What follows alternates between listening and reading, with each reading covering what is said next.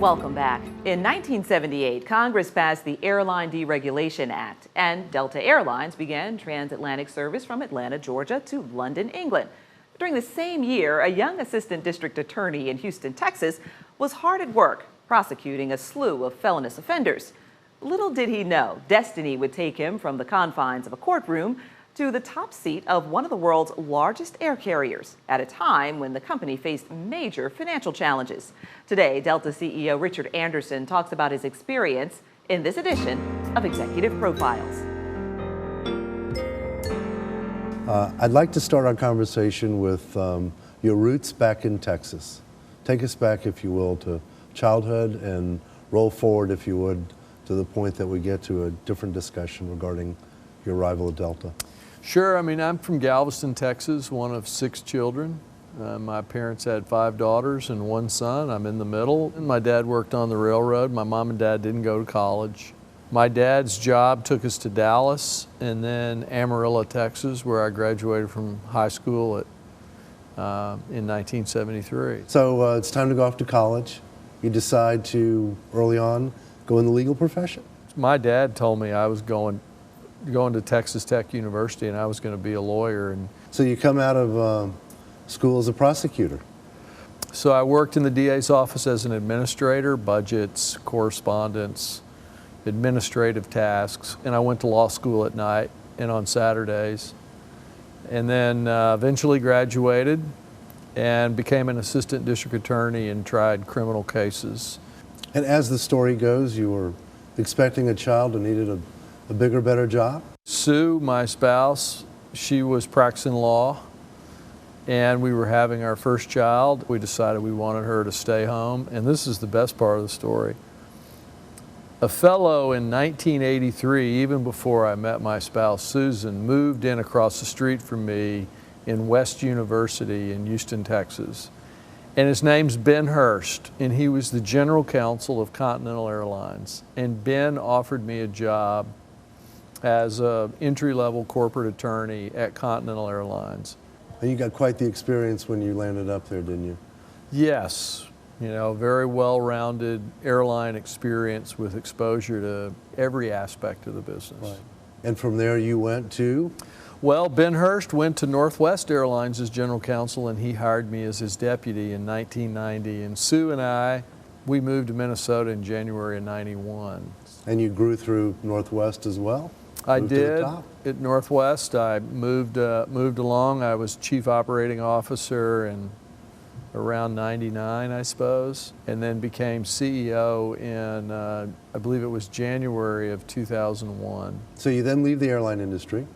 Well, I was CEO at Northwest for almost 4 years, and I left the airline industry to take a senior position at United Health Group in Minnetonka, Minnesota. It was a great change, and it was a incredibly informative opportunity. I had the opportunity to work for someone who I still count today as one of my best friends, and that's Steve Hemsley, who's the CEO of United Health Group. And then the phone rang. Well, the phone rang and the creditors committee at Delta wanted me to go on the board. So I'd been out of the industry three and a half years, and so I didn't have any affiliation with any carrier. I decided to go on the board of Delta. And then one thing led to another, and on August 1, 2007, I was announced as the CEO, and I took over from Jerry Grinstein on September 1, 2007. So bring us up to date now on you arrive at Delta, and things are obviously piecing back together. They really did. People don't really understand how close the company came to liquidation. When we emerged from bankruptcy and began the process of putting all the pieces together, we had a lot of good pieces. We began the work of rebuilding the product. So given the momentum and the success of where Delta has come to, did it surprise you?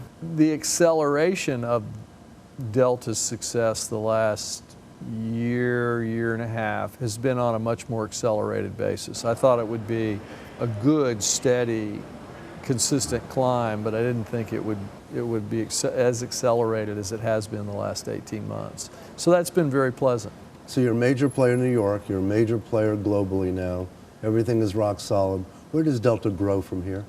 Particularly for Atlanta, and where our growth has really been in the last year, is the growth in Mexico, Central America, and South America.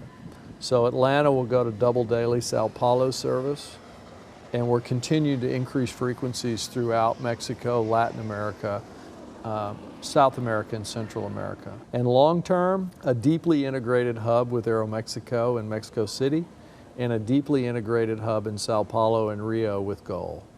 So there's a huge growth opportunity, a great opportunity for Delta, but most importantly, it's going to be a great opportunity for Atlanta. The second opportunity for growth over the very long term is China. There are 3 major Chinese carriers: China Southern, China Eastern, and Air China. Delta has exclusive relationships with 2 of the 3. And over time, we continue to work hard to build those hub relationships. A huge focus of growth right now for Delta is Seattle. And as we looked at the west coast of the United States, we needed a concentrated gateway for our operations, and we've chosen Seattle. So this year, we'll have 9 daily international nonstops out of Seattle. How do you find time for community service? Because you've gotten very actively involved in this community. I actually think that's part of your responsibility. And when you look at what Delta, what the Delta family does, it's really part of Atlanta. It's a fascinating fabric in this culture. We wouldn't be here if it wasn't for the city of Atlanta. It's a wonderful story. Congratulations. Thanks. Continued success. Well, the reason we'll be successful is there's 80,000 people that make it work every single day, that are really good people with really good values and that are really committed to serving. Thank you. Yeah. Thanks, Ed. Keeping with community, Delta is currently on a month-long campaign to increase breast cancer awareness.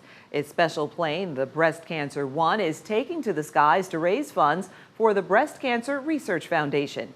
Remembering Delta's roots, the company recently dedicated a new Boeing 737 in honor of founder and first CEO Colette Everman Woolman.